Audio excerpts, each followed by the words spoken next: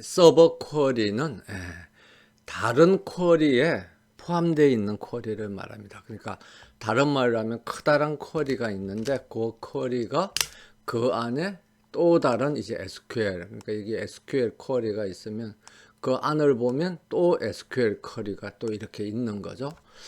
그래서 이제 예를 들면 뭐 이런 겁니다. 요 아래에 있으면 select from here 해가지고 근데 list price가 얼마 해가지고 이 값이 보통 나와야 되죠. 근데 얼마가 아니라 요 값이 무슨 값이냐 그러면 여기에 이렇게 계산된 값.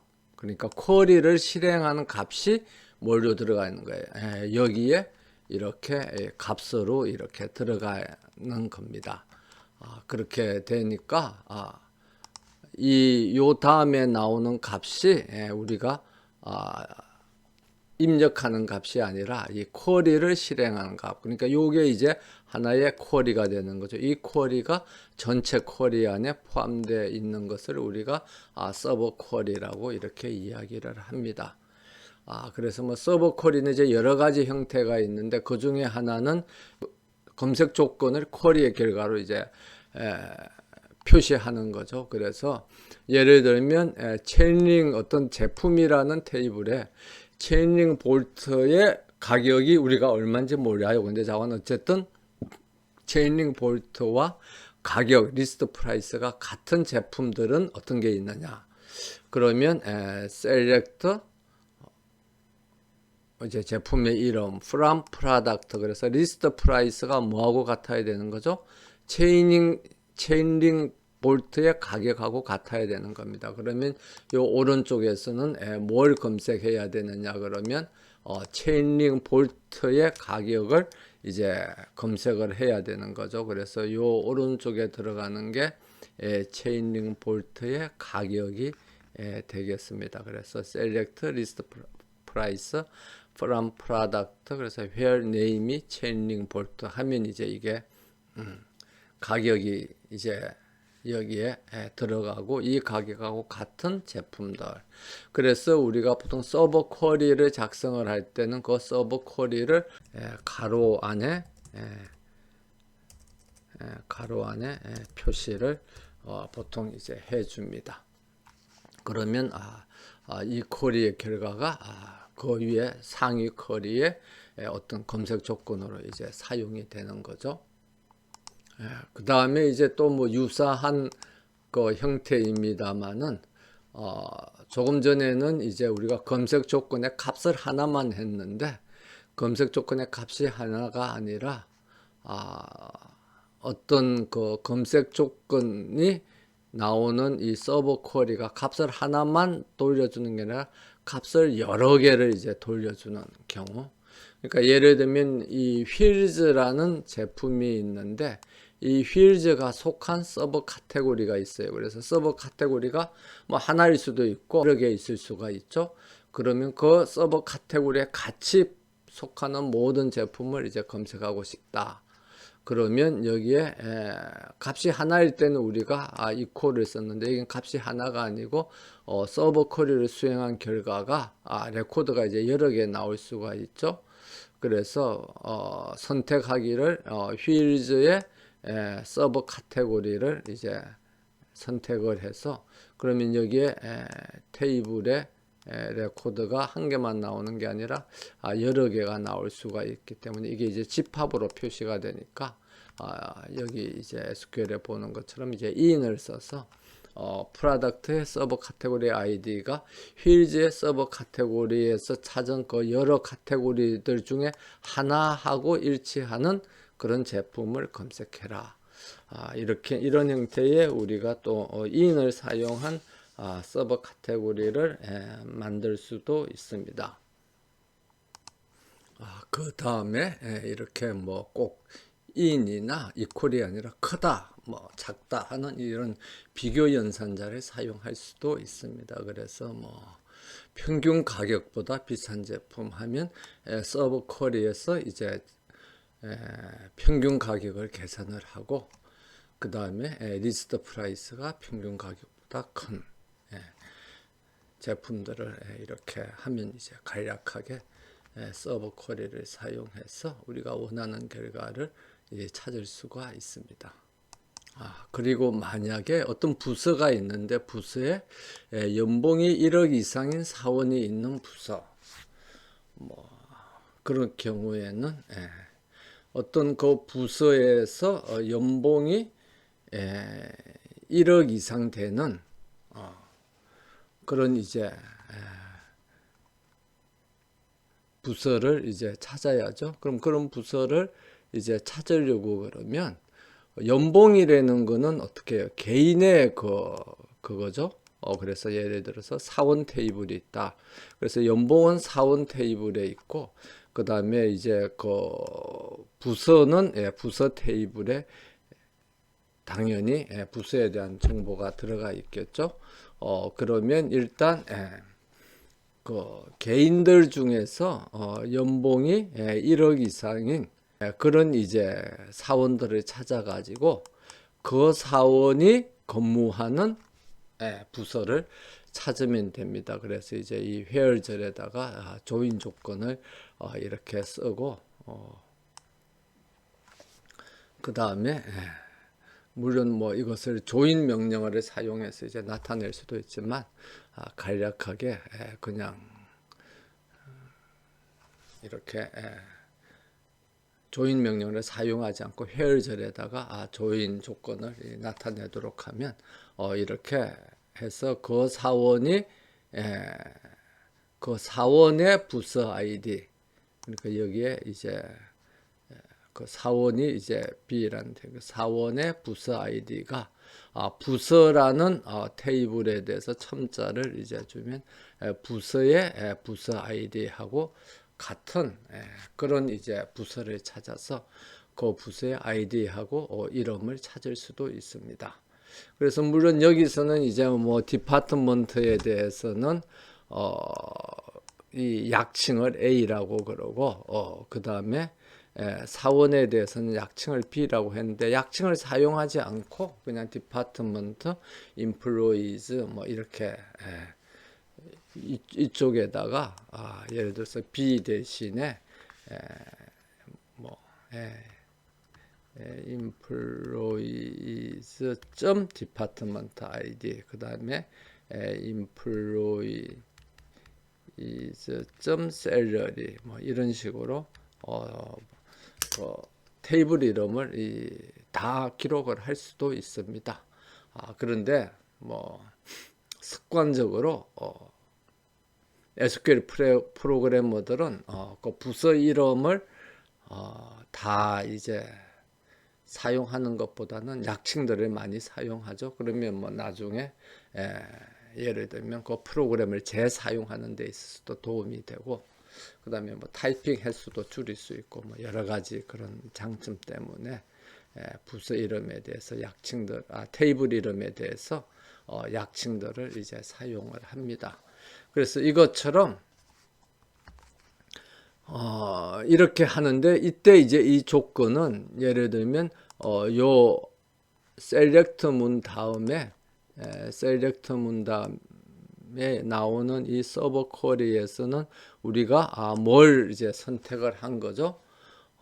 그러니까 연봉이 1억 이상이 되는 그런 그 사원들의 레코드를 다 찾아냈죠.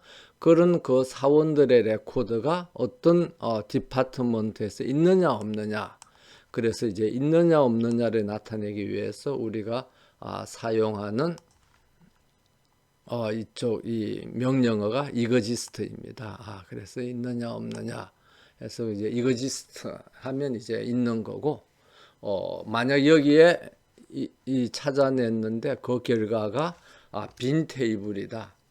결과가 만약에 빈 테이블, 그러니까 레코드가 하나도 없으면 이게 이거지스트가 true가 아니고 false가 되겠죠. 그러면 해당 디파트먼트는 이제 나타나지 않고, 있으면 참이 되기 때문에 true가 되기 때문에 그 디파트먼트는 이제 그 결과가 이제 나타나게 되는.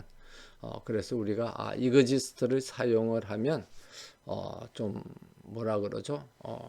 아주 깔끔하게 논리적으로 깔끔하게 우리가 원하는 결과를 이제 찾을 수가 있습니다. 그 다음에 우리가 서버 쿼리를 꼭 그 회열문에 이제 많이 사용하는데 회열문에만 사용하는 게 아니라 셀렉트 문에도 우리가 사용을 할 수가 있어요. 셀렉트 문에도 그래서 예를 들면 뭐 제품하고 제품의 이름을 하는데 우리 회사에서 파는 평균 제품을 같이 보고 싶다. 그러면 여기서 select average list price를 이제 average list price로 뭐 이렇게 표시를 한다든지 아니면 뭐 이 경우에는 굉장히 간략하게 했는데 이것을 좀 복잡하게 하면은 여기에 이제 보는 것처럼 뭐 프로덕트라는 거를 선택을 하고 그 다음에 네임을 선택하고 프로덕트에 뭐 서버 카테고리 아이디라는 게 있다. 그래서 뭐 프로덕트에 열에 보면 카테고리 아이디가 있습니다. 이게 이제 어드벤처 웍스 마이크로소프트에서 샘플로 제시하고 있는 그런 데이터베이스니까 그걸 한번 찾아보면 되는데 뭐 우리가 수업엔 사용하는 게 아니고 그냥 예제로만 보여주는 거니까요. 그래서 이 프로덕트 서버 카테고리 아이디의 에버리지 프라이스가 어떻게 되느냐 그걸 이제 같이 보고자 한다고 그러면 우리가 지금 검색하는 제품에 속하는 프로덕트 서버 카테고리의 평균 가격을 같이 보겠다. 그러면 그 프로덕트 우리가 지금 찾는 이제 프로덕트의 테이블을 A라 그러고 select average price인데 이 경우에는 전체 에버리지 프라이스가 아니라 그 해당되는 그 제품의 서버 카테고리에 대한 에버리지 프라이스이기 때문에 프로덕트 지금 검색하고자 하는 이 프로덕트의 네임 그러니까 여기 보면 이제 뭐 이런 네임이죠. 이런 네임이 속해 있는 서버 카테고리 속해 있는 테이블을 A라 그러고 우리가 평균을 계산할 그 테이블을 동일한 테이블입니다만은 B라고 그래 가지고 이 A와 같은 프로덕트 서버 카테고리를 가지는 그런 것들만 레코드만 다 찾아냅니다. 그럼 그 레코드를 다 찾아내서 그 레코드의 에버리지 프라이스를 계산을 해서 그것을 이제 에버리지 프라이스라고 이제 우리가 부른다. 그러면 여기에 결과로 이제 나오는 것처럼 이렇게 서버 카테고리가 달라지면 평균 가격도 이렇게 달라지게 이렇게 화면에 표시가 되겠습니다. 그래서 뭐 이 셀렉터 문 다음에도 우리가 이 다양한 이런 이제 그 서버 쿼리를 사용을 할 수가 있습니다. 그리고 그 다음에 from 문 다음에도 서버 쿼리를 사용을 할 수가 있습니다. 그래서 뭐 select average list price에서 프로덕트 라인이 M인 그런 테이블에서 average list price를 선택을 해라. 그러면 뭐 회열문을 써서도 우리가 할 수도 있죠. 그렇지만 이 from 문 다음에 프로덕트 라인이 M인 그런 이제 레코드들만 다 선택해서 이제 그 어떤 그 선택된 테이블이 있다고 가정을 하죠. 그래서 그 테이블 이름을 P_M이라고 그러면 그 P_M을 이제 대한 이 에버리지 프라이스를 이렇게 찾아낼 수가 있습니다. 그래서 그런데 사실은 이런 from 문 다음에 아니면 이 앞에 있는 select 문 다음에 사용하는 서버 쿼리도 마찬가지인데 이렇게 뭐 서버 쿼리로도 나타낼 수도 있지만 뷰로 이제 사용하는 것이 훨씬 이해가 쉽습니다. 그래서 만약에 우리가 이런 걸 많이 사용한다 그러면 프로덕트 라인이 M인 그런 제품들만 이제 선택해서 그것을 어디에다가 저장하느냐 그러면 다음 슬라이드에서 소개할 뷰로 저장을 합니다. 그래서 뷰의 이름을 p 언더스코어 m, 이게 이제 그러니까 뷰의 이름이죠. 뷰의 이름을 p 언더스코어 m 이렇게 만약 저장을 해놔 놓고 나면 그 다음부터 우리가 SQL을 실행할 때는 select에서 우리가 원하는 걸 쓰고 그 다음에 from 하고 난뒤 그 다음에 p 언더스코어 m 이렇게 직접 그 뷰의 이름을 써서 뷰를 사용해서 또 쿼리를 만들 수가 있습니다. 그래서 이렇게 하는 게 훨씬 뭐 이해하기가 좋죠. 그래서 서버 쿼리는 이제 좀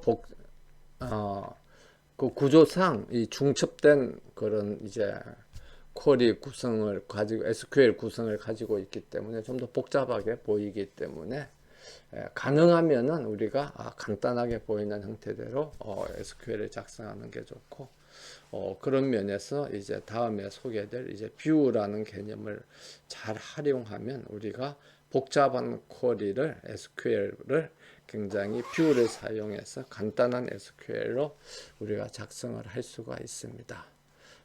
그런 면에서 from 다음에 들어오는 이 부분을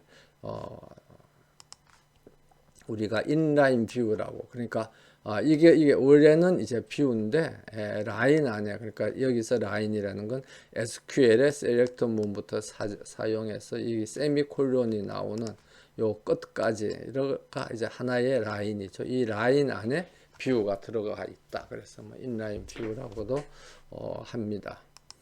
그 다음에 하나의 테이블을 그 테이블하고 같이 조인하는 경우를 우리가 셀프 조인이라고 그렇게 이야기를 합니다. 그래서 이 경우에 만약에 고객이 있는데 그 고객이 같은 도시에 거주하는 고객들을 우리가 검색하고 싶다. 그러니까 지금 이제 우리가 검색하고자 하는 것이 같은 도시에 거주하는 고객들의 쌍을 이제 우리가 찾고 싶다. 그러면 뭐 고객 1은 고객 2하고 같은 도시에 거주하고, 고객 1은 고객 3하고 또 같은 도시에 거주하고, 고객 2도 고객 3하고 같은 도시에 거주하고, 그 다음에 뭐 고객 4하고 고객 7, 뭐 이런 식으로 두 쌍을 계속 이제 찾고 싶다. 그러면 고객 A하고 B의 이름을 이제 여기에 보는 것처럼 이렇게 우리가 찾고, 그 다음에 그 고객이 거주하는 이제 도시, 이렇게 하면 뭐 고객 1하고 2는 뭐 서울에서 살고, 1하고 3도 서울에서 살고, 2하고 3도 서울에서 살고, 뭐 4하고 7은 수원에 살고, 뭐 그렇게 나오겠죠. 그러면 고객 테이블에 그 고객이 거주하는 도시의 이름은 고객 테이블에 있잖아요. 그러니까 고객 테이블하고 조인을 해야 됩니다. 조인을 해야 되기 때문에 할 수 없이 그 고객 테이블에다가 여기에 있는 것처럼 서로 다른 별칭을 주는 거죠. 그래서 고객 테이블 A, 고객 테이블 B 해서 A하고 B가 마치 다른 테이블인 것처럼, 그래서 A에 있는 그 레코드의 CT하고 B에 있는 레코드의 CT가 같고, 그 다음에 이렇게 하면 이제 1번하고 1번도 당연히 조인이 되겠죠. 왜냐하면 같은 테이블이지만 서로 다른 걸로 이제 생각을 하니까. 그래서 A의 커스터머 아이디는 B의 커스터머 아이디하고 같지 않다. 그래서 뭐 같지 않는 것을 뭐 표현하는 방법은 SQL마다 굉장히 다르니까 이렇게도 표현하고, 어떤 데는 그 다음에 not equal 해서 뭐 이렇게도 표현하고, 또는 뭐 not equal 뭐 이런 식으로 또 표현을 하고, 그건 뭐 SQL마다 다 다릅니다만은 그래서 그 SQL의 문법을 사용해서 같지 않다는 비교 연산자를 사용을 해서 이렇게 하면은 그 하나의 테이블 안에 있는 레코더들끼리 서로 조인을 할 수가 있습니다. 그래서 이렇게 조인하는 것을 우리가 셀프 조인이라고 그렇게 이야기를 합니다.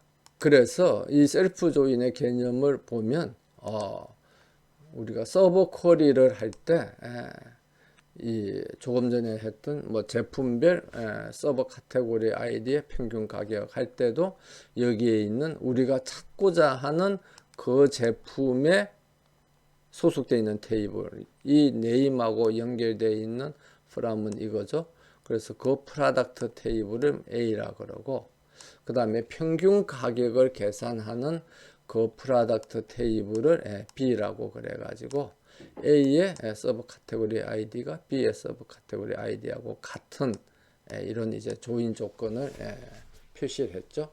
그래서 이 경우에도 우리가 셀프 조인의 개념을 사용했다는 것을 우리가 이제 알 수가 있습니다. 그래서 그때는 그냥 뭐 셀프 조인이라는 말을 하지 않고 그냥 사용을 했는데 우리가 셀프 조인이라는 개념을 배우고 이제 다시 살펴보면 이 경우에도 우리가 셀프 조인을 사용했다는 것을 우리가 알 수가 있죠. 그래서 우리가 SQL을 이제 작성하는 데 있어서 뭐 간단하게 우리가 기본적인 그 관계형 데이터베이스의 연산자의 개념들을 활용을 해서 간단한 이제 뭐 SQL을 작성을 할 수도 있지만 또는 이제 서버 콜이라든지 뭐 셀프 조인이라든지 그런 이제 다양한 좀 더 복잡한 개념 그 다음에 뭐 그룹 바이라든지 뭐 그런 이제 연산자들을 사용해서 이제 복잡한 SQL을 이제 작성하는 과정을 우리가 살펴봤습니다. 그런데 이전에 앞에서도 이야기했습니다만은 우리가 꼭 SQL을 하나의 단계로서 그렇게 작성을 할 필요는 없습니다. 그래서 만약에 내가 이제 원하는 그 질의를 위한 원하는 질의 또는 이 원하는 데이터를 찾기 위한 SQL을 작성을 하는데 이것이 그 한 개의 프로그램으로, 그러니까 SQL에서 한 개의 프로그램이라는 거는 셀렉터부터 시작해서 그 뒤에 뭐 문장이 여러 개가 이렇게 쭉 나와서 맨 마지막에 세미콜론으로 끝나는 여기까지가 이제 하나의 프로그램이죠. 이 하나의 프로그램으로 만약 작성하기가 어려우면 이 SQL을 잘라 가지고 여러 개의 프로그램으로 나누어 수가 있습니다. 그래서 중간중간에 만들어진 그 결과를 우리가 뭐라 그러냐 그러면 그거를 뷰라고 그렇게 이야기를 합니다. 그래서 뷰 또는 가상 테이블이라고 그렇게 이야기를 합니다. 그래서 가상 테이블이라는 것은 실제 데이터베이스에 저장되어 있는 테이블은 아닌 거죠. 그래서 실제 데이터베이스에 저장되어 있는 테이블을 우리가 가상 테이블하고 구분해서 그냥 기저 테이블 또는 그냥 테이블이라고 이렇게 이야기를 합니다. 그래서 가상 테이블이라는 것은 가상적인 버추얼한 테이블이죠. 그래서 기저 테이블은 거기에 대응해서 베이스 테이블, 가장 기본이 되는, 그런데 이제 이 베이스 테이블은 생략하고 그냥 테이블이라 그러면 기저 테이블을 이야기를 하고, 가상 테이블 하면 가상 테이블 또는 뷰를 이제 가상 테이블이라고 우리가 그렇게 이야기를 합니다. 그래서 우리가 왜 가상 테이블을 만드느냐 하면은 사용자들이 원하는 그 질의도 마찬가지고 사용자들이 보고자 하는 데이터는 데이터베이스는 뭐가 모여 있는 거죠? 데이터베이스는 테이블들이 이렇게 모여 있는 거죠. 그래서 테이블 1도 있고 그 다음에 뭐 테이블 2도 있고 여러 개의 테이블이 모여 있습니다. 그런데 이제 이 사용자들이 질의를 하는 것은 그 테이블의 내용을 전부 다 보기를 원하는 게 아니라 이 중에서 자기가 원하는 조건을 충족시키는 그런 테이블만 보기를 원하는 거죠. 그럼 그런 테이블을 우리가 요구가 있을 때마다 질의를 해서 만들어낼 수도 있고, 아니면 그런 테이블을 먼저 만들어서 가상적으로 어디에다 저장을 하는 겁니까? 가상적으로 데이터베이스에 저장을 해 둘 수가 있습니다. 그런데 여기에 데이터베이스에 저장을 하는데 어떻게 저장한다 그랬죠? 가상적으로 저장을 하는 게 이제 뷰라는 겁니다. 그럼 여기서 가상적으로 저장을 했다는 것은 실제 저장은 안 하고 그냥 저장된 것처럼, 그러니까 뭐만 저장을 해 놓은 거죠. 이 뷰를 생성할 수 있는 SQL만 저장을 한 겁니다. 그래서 가상 테이블 또는 뷰는 사실 데이터를 저장한 게 아니라 뭐를 저장한 거죠? 이 뷰를 생성할 수 있는 SQL을 저장을 해 둔 겁니다. 그래서 만약에 이제 사용자가 그 뷰를 보자 그러면 그 SQL을 실행을 해서 그 화면에 이제 보여주는 거죠.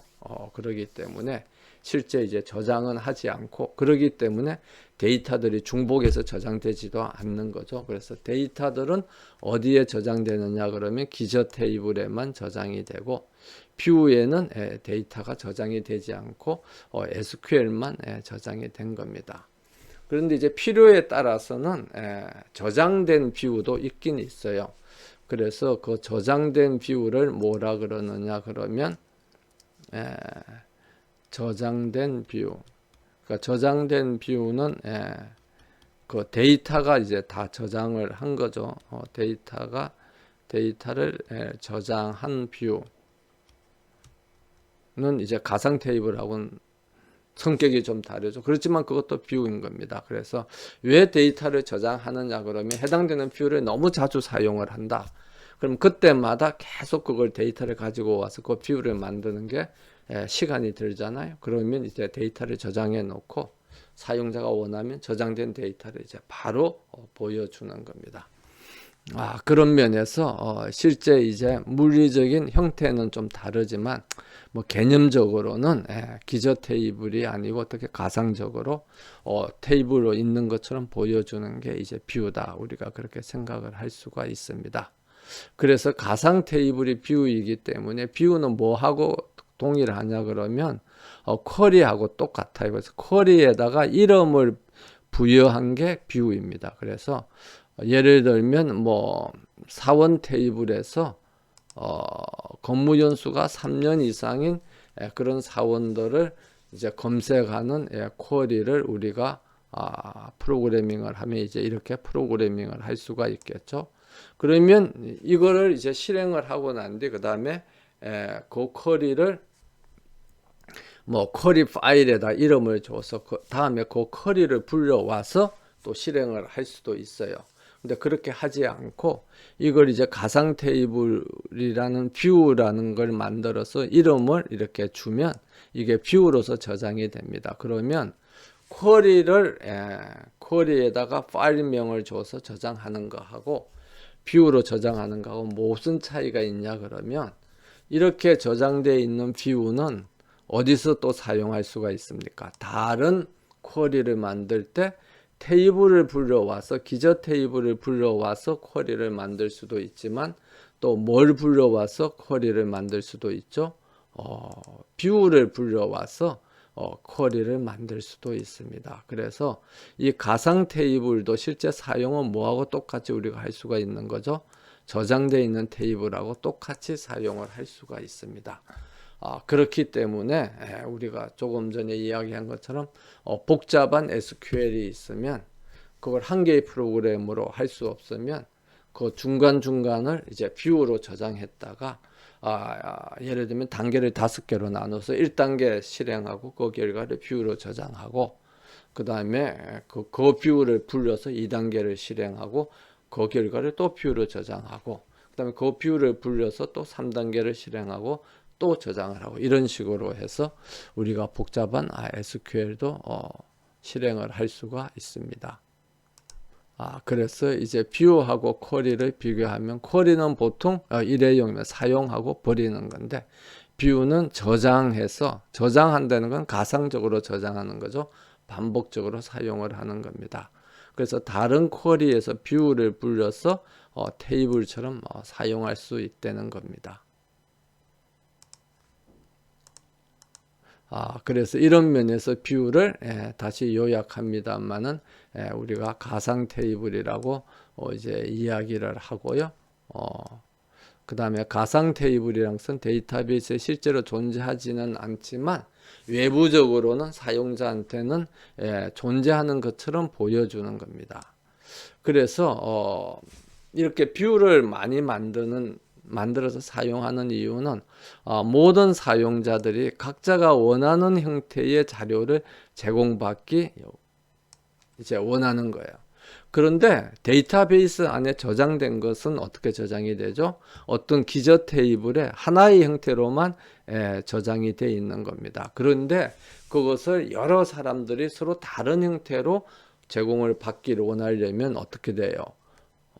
서로 이 미스매치가 발생하죠. 그러니까 사용자가 1번부터 시작해서 예를 들어서 n번까지 있어서 서로 원하는 형태가 이렇게 서로 다 달라요.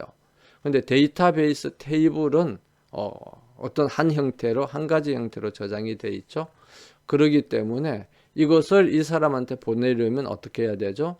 이 사람이 원하는 형태로 바꿔줘야 되는 거예요. 그래서 이렇게 바꿔준 게 뭐냐 그러면 뷰인 것입니다. 그래서 이게 이제 뷰 1번 해서 이렇게 되면 이제 이 사람은 실제는 요 네모처럼 저장이 돼 있는데 다이아몬드처럼 저장된 것처럼 보는 거죠.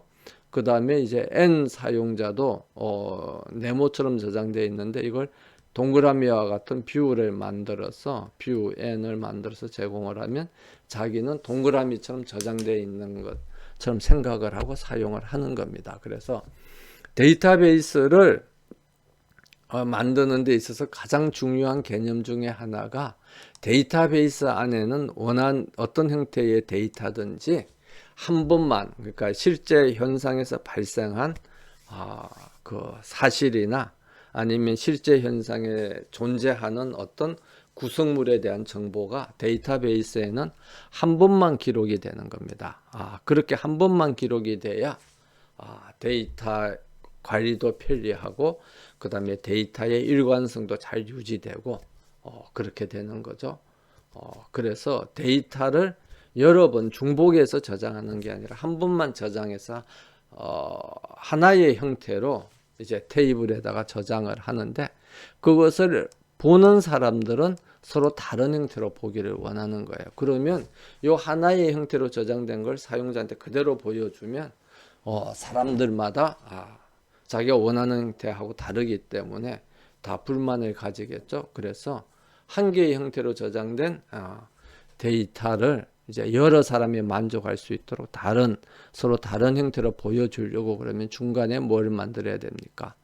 뷰를 만들어야 되는 겁니다. 그래서 이 중간에 뷰가 있음으로써 한 개의 형태로 저장되어 있는 데이터를 사용해서 이 N명의 여러 복수의 사용자들을 만족시킬 수가 있는 겁니다. 그래서 속된 말로 하면 속이는 거죠. 속여서 보여주는 거예요. 다른 형태를 보여주는 겁니다.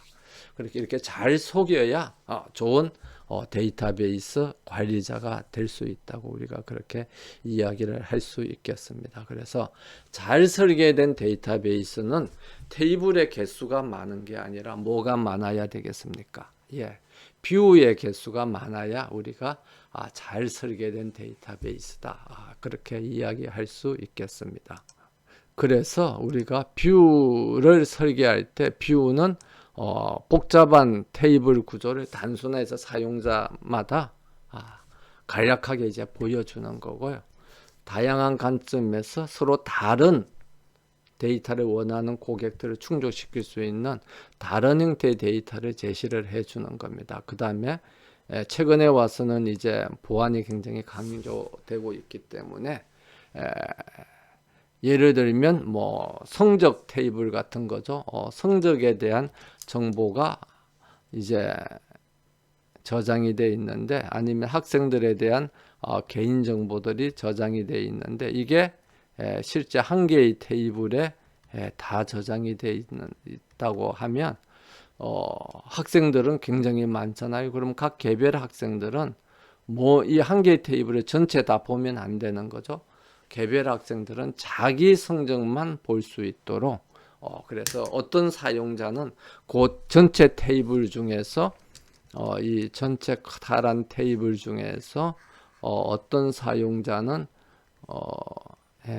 아주 요 부분만 볼 수 있고, 아니면 어떤 사용자는 요 칼럼들만 요렇게만 볼 수 있고, 그렇게 해서 이제 제한을 함으로써 자격이 없는 사람이 남의 데이터를 보는 것을 막아서 데이터의 보안을 향상시킬 수 있습니다.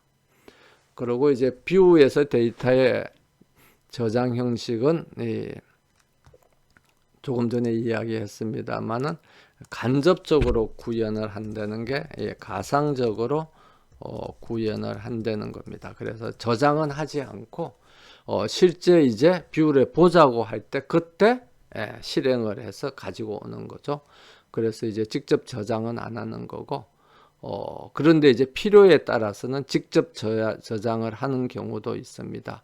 그걸 이제 materialized view, 그래서 실제 형체를 가지는 뷰다, 이렇게 이야기를 하는 거죠. 그래서 이제 뷰의 형태를 보면 이렇게 실제 데이터베이스에는 테이블이 두 개가 있어요. 그래서 제품 테이블하고 제품군 테이블. 사용자한테 보여줄 때 제품 테이블 해서 뭐 오렌지 주스는 제품 분류가 제품군이 음료이다. 그 다음에 이제 음료는 뭐 예를 들면 뭐 이런 그림이다. 이런 식으로 두 개로 보여주면 사용자들이 보기에 복잡하잖아요. 그럼 이제 이걸 한 개로 이렇게 조인을 해가지고 마치 하나의 테이블로 저장되어 있는 것처럼 이제 이렇게 보여주는 거죠. 그러면 굉장히 사용자들은 이게 한 개의 테이블로 다 볼 수 있으니까 쉽게 이제 작업을 할 수가 있습니다. 그래서 대부분의 경우에 사용자들은 자기 결과가 몇 개의 테이블로 제시되기를 원하느냐 하면 한 개의 테이블로 제시되기를 원합니다. 그래야 원하는 정보들이 이제 한 테이블에 이제 다 들어가니까 보기가 쉽죠. 그런데 데이터베이스에 저장되는 것은 우리가 개체관계 모델링에도 이제 해봤습니다만은 여러 개의 테이블로 나눠서 들어가요. 그래서 이제 이 나눠서 여러 개의 테이블로 나눠서 저장하는 이유는 우리가 다음 동영상에서 공부하겠습니다만은 정규형을 높이기 위해서 우리가 그렇게 하는 거죠. 그러니까 다른 말로 하면 데이터가 중복돼서 저장되는 것을 막기 위해서. 그러니까 조금 전에 우리가 이야기를 했습니다만은 데이터베이스의 가장 핵심적인 기능은 write once, 한 번 하는 거죠. 그러니까 중복해서 저장해서 두 번 이상 여러 번 저장하는 거는 굉장히 바람직하지 않다는 겁니다. 그래서 이렇게 중복해서 저장하지 않고 한 번만 저장하기 위해서 어떻게 하냐 그러면 테이블에 여러 개 나눠서 이렇게 저장을 해요. 그래서 이제 정규화를 하는 거죠. 정규화를 하는데 그렇게 나누어져 있는 걸 사용자들한테 직접 그대로 보여주면 사용자들이 이해하기 어려우니까 이걸 합쳐가지고 자기가 이제 원하는 형태대로 보여주는 겁니다. 그래서 그렇게 하기 위해서 이 합쳐진 테이블을 이제 뷰로 저장을 해서 그것을 이제 보여주면 사용자들은 훨씬 이해하기도 좋고 사용하기 이제 편리하게 되겠습니다. 그 다음에 이제 우리가 또 뷰를 또 많이 사용하는 이유 중에 하나가 집계 테이블, 이제 계산을 하는 거죠. 그래서 어떤 통계 자료 같은 것들을 이제 어떤 기간별로 이렇게 합산을 해가지고 이렇게 처리를 합니다. 그래서 그렇게 하려고 그러면 실제 데이터베이스 테이블에 있는 각 개별 거래에 대한 데이터를 개별 거래 데이터를 이제 집계를 하게 되는 거죠. 그래서 SQL에서 말하는 뭐 sum이라든지 average라든지 이런 것들, 그다음에 count라든지 이런 함수를 이용을 해서 우리가 그 어떤 집계 값을 계산을 해서 그것을 이제 저장을 해서 이제 우리가 여러 가지 분석에 사용을 하는데, 그래서 우리가 분석에 사용을 합니다. 분석에 사용을 하는데, 이걸 하기 위해서 그때그때마다 분석을 할 때마다 이런 SQL 프로그램을 작성하려면 귀찮잖아요. 그래서 여기 이제 요 앞에 페이지에 있는 것처럼 뭐 배송 업체별로 이때까지 지출된 운임을 같이 이렇게 해서 그룹 바이를 해서 썸을 계산을 해서 이렇게 배송 업체별 지출 운임 내역을 쉽게 볼 수 있는 그런 뷰를 저장해 두면, 만들어 두면 우리가 훨씬 쉽게 그렇게 우리가 할 수가 있겠습니다. 계산을 이제 할 수가 있는 거죠. 그런데 이제 이런 용도로 이제 옛날에는 뷰를 많이 사용했는데, 이제 최근에 와서는 뭐 우리가 이 데이터베이스의 맨 거의 후반부에 가서 공부를 뭐 할 수 있겠습니다만은, 요즘은 이런 직계 분석 같은 그런 이제 용도의 별도의 데이터베이스를 따로 사용을 해서 이걸 이제 많이 하죠.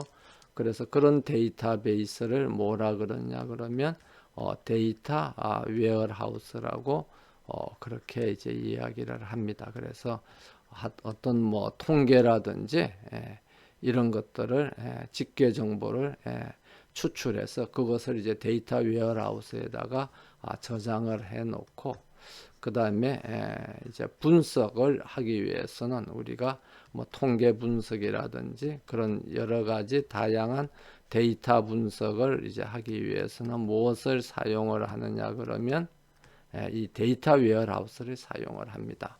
그러니까 데이터베이스를 직접 사용하지 않고, 그래서 이 데이터베이스는 OLTP 거래를 처리하기 위한 데이터베이스, 그러니까 어떤 거래가 발생하면 그 거래의 처리 결과를 저장하는 데이터베이스하고, 그 다음에 우리가 통계 분석이나 데이터 분석을 위한 데이터베이스하고 이렇게 구분을 하는 거죠. 그래서 후자를 이제 데이터 웨어하우스라고 그러고, 전자를 그냥 데이터베이스 또는 다른 말로 하면 운영 데이터베이스, 그래서 이것을 운영 데이터베이스 또는 오퍼레이셔널 데이터베이스, 뭐 그렇게 이제 구분을 합니다.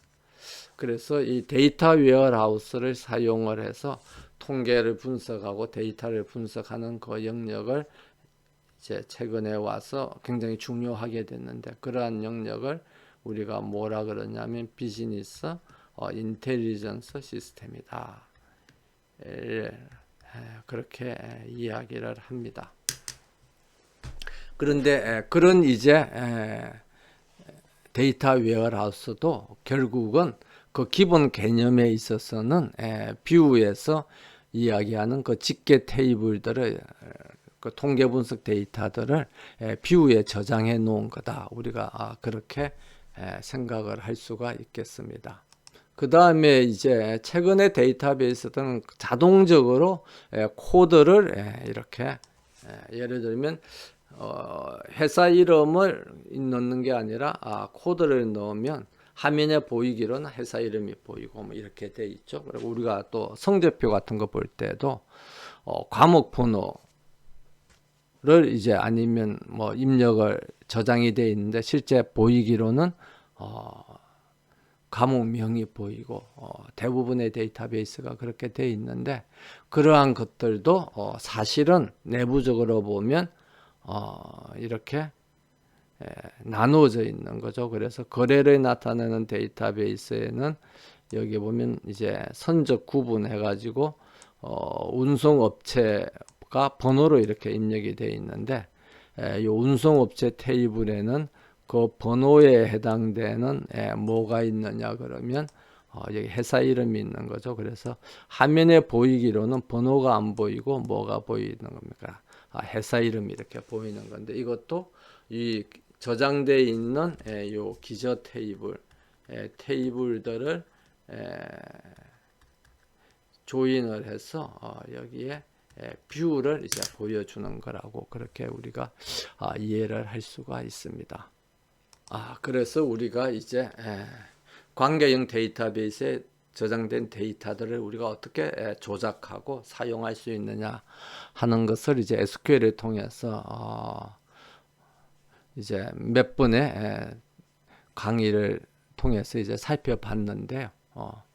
근데 이제 관계형 데이터베이스에 데이터를 저장하고 그 저장된 데이터를 사용하는 게 현재로서는 가장 많이 이제 사용되는 데이터베이스의 구조입니다만은 우리가 수업 시간에 배운 관계형 데이터베이스는 사실 우리가 원하는 모든 형태의 데이터를 저장하기에는 좀 제약이 있습니다. 그래서 그 중에서 가장 대표적인 게 이렇게 해당되는 컬럼에 데이터 값이 하나만 들어갈 수밖에 없어요. 그러면 어떤 책이 있으면 저자들이 여러 명 있을 수가 있죠. 그럼 이렇게 왼쪽에 있는 것처럼 이렇게 저장을 할 수가 없습니다. 그럼 이제 오른쪽에 있는 것처럼 저장을 하면 우리가 이 검색을 할 때 예를 들면 저자 1하고 저자 2 두 사람만 두 사람이 같이 저술한 책을 찾아라. 그러면 저자가 저자 1인 책을 찾아내고 저자가 저자 2인 책을 찾아내서 두 개를 어떻게 하면 되죠? 교집합을 하면 되겠죠. 근데 그렇게 교집합을 하면 불행하게도 책 3도 나오고 또 뭐도 나옵니까? 책 2도 같이 나와요. 왜냐면 이게 책 2도 저자 1도 저술했고 저자 2도 저술을 했으니까 그렇게 나오죠. 그래서 저자 1하고 저자 2가 같이 저술한 책을 전부 다 찾으면 큰 문제는 없지만 예를 들면 저자 1하고 저자 2 두 사람만 같이 저술한 책, 그러니까 다른 사람 말고 그 두 사람만 저술한 책을 찾으려고 그러면 책 2는 나오면 안 되는 거죠. 책 3만 나와야 되는 겁니다. 그런데 이제 책 3만 찾으려면 이걸 SQL로 표현하려고 그러면 좀 이제 복잡한 SQL을 작성을 해야 됩니다. 근데 만약에 왼쪽처럼 표현을 할 수 있으면 굉장히 간단하죠. 저자가 저자 1하고 저자 2 두 사람이다. 그러면 당연히 뭐만 나오게 됩니까? 책 3만 나오게 되는 겁니다. 그래서 요즘은 이제 RDB가 이런 그래서 네스티드 테이블, 테이블 안에 또 테이블이 있는 거죠. 그래서 네스티드 테이블을 또 필요한 경우에는 만들어서 사용할 수 있도록 제품들이 나옵니다. 그래서 그것은 이론적인 관계형 데이터 모형하고는 좀 다르지만 확장된 관계형 데이터 모형이라고 그렇게 관계형 데이터베이스라고 그렇게 우리가 이야기할 수 있겠죠. 그래서 이제 그런 경우에 데이터들도 저장할 수 있는 그런 기능이 보완된 그런 이제 RDB도 최근에는 이제 나오고 있고요. 그 다음에 이제 가장 이제 우리가 RDB를 사용함에 있어서 SQL을 사용함에 있어서 어려움이 뭐냐 그러면 일항 관계인 겁니다. 그래서 일항 관계는 우리가 개체 관계 모델링을 할 때 우리가 잘 살펴봤습니다만은 상위 부품하고 하위 부품이 이렇게 쭉 돼 있죠. 그래서 P1 아래에 예를 들면 P11하고 P12가 있고 P11 아래 P21하고 P22가 있고 P22 아래 P31이 있고 P12 아래 P23가 있고 P23 안에 P32가 있고, 그러면 이제 이게 계층으로 이렇게 표시되어 있는 것을 이렇게 표시는 우리가 테이블로 이렇게 나타낼 수는 있어요. 그런데 예를 들면 P1 부품을 우리가 만들기 위해서 필요한 부품들을, 그러니까 P1을 제조하기 위해서 우리가 외부에서 뭐 구입하거나 해야 될 원재료를 찾아라. 그러면 이제 뭘 찾아야 돼? P21, P31, P32를 이제 찾아내야 되겠죠.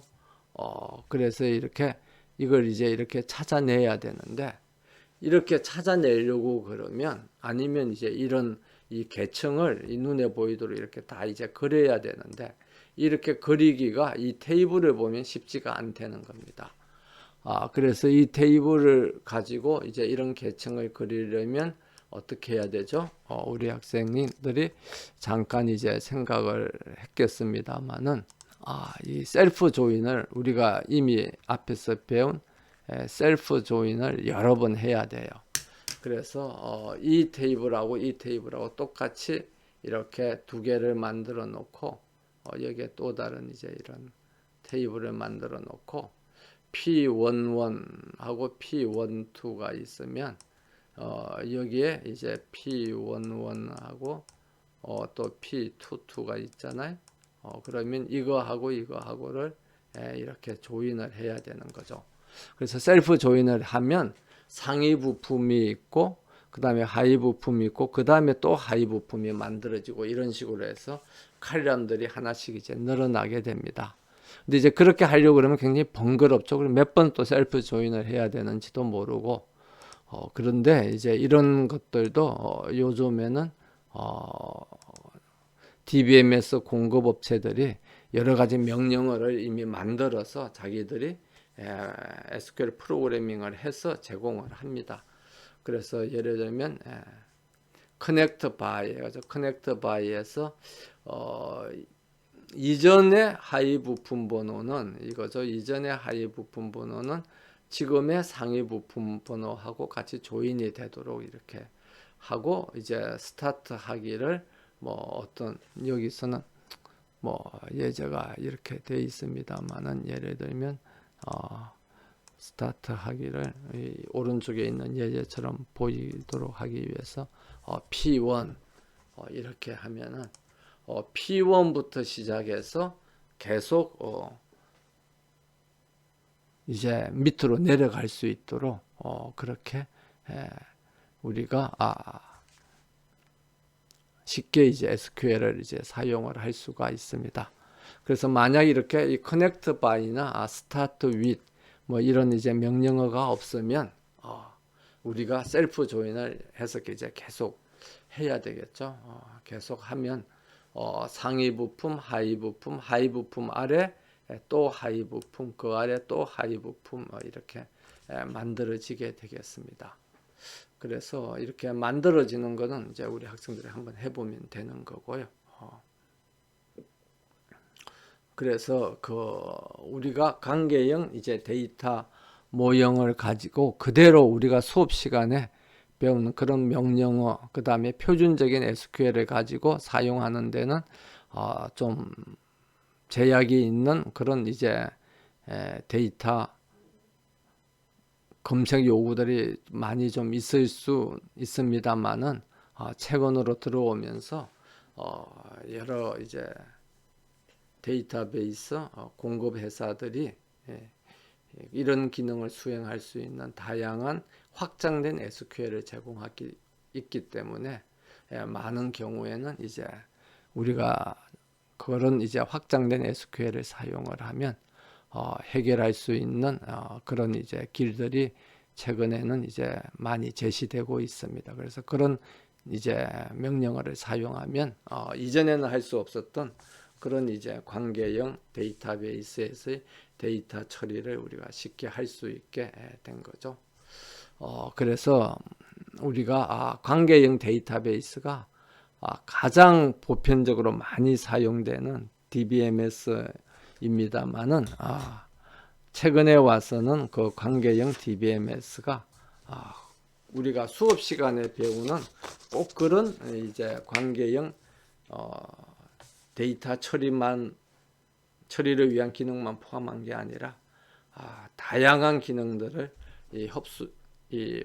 흡수해서 같이 제공하는 그런 형태로 발전을 하고 있습니다. 그래서 그걸 잘 사용하면 우리가 수업 시간에 공부하지 않은 그러한 아니면 수업 시간에는 이제 처리하기 힘들다고 배운 그런 기능들도 우리가 쉽게 처리할 수 있는 그런 기능을 이제 발견할 수 있으리라고 그렇게 생각이 됩니다. 그래서 이것으로서 우리가 SQL에 대한 간략한 소개는 끝내도록 하겠습니다.